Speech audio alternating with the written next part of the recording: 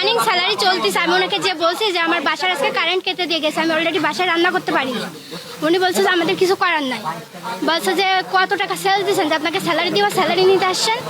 কত কোনো টাকা নেই, আমাদের অ্যাকাউন্টে কোনো টাকা নেই। যেদিন টাকা আসবে সেদিন আমরা টাকা দিব। পারলে মন চাইলে থাকেন, না থাকলে পুরো রিজাইন দিয়ে দেন। আমরা হচ্ছে একটা চেক দিছি, চেক যদি ভাঙাইতে পারেন তাহলে টাকা নেবেন, না হলে টাকা দিতে আমরা আপনার পাবেন না।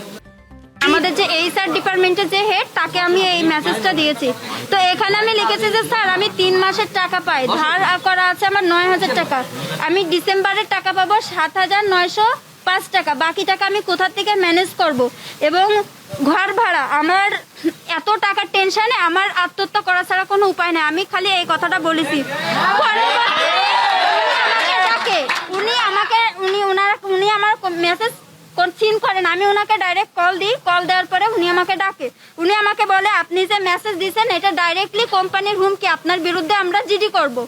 তারপরে এছাড়া বলে আপনি ধার দেনা করে চলেন আত্মীয়র কাছে, আমাদের কোম্পানিতে যদি থাকেন তো এইভাবে স্যালারি পাইতেও পারেন, নাও পারেন, এর কোনো গ্যারান্টি নাই।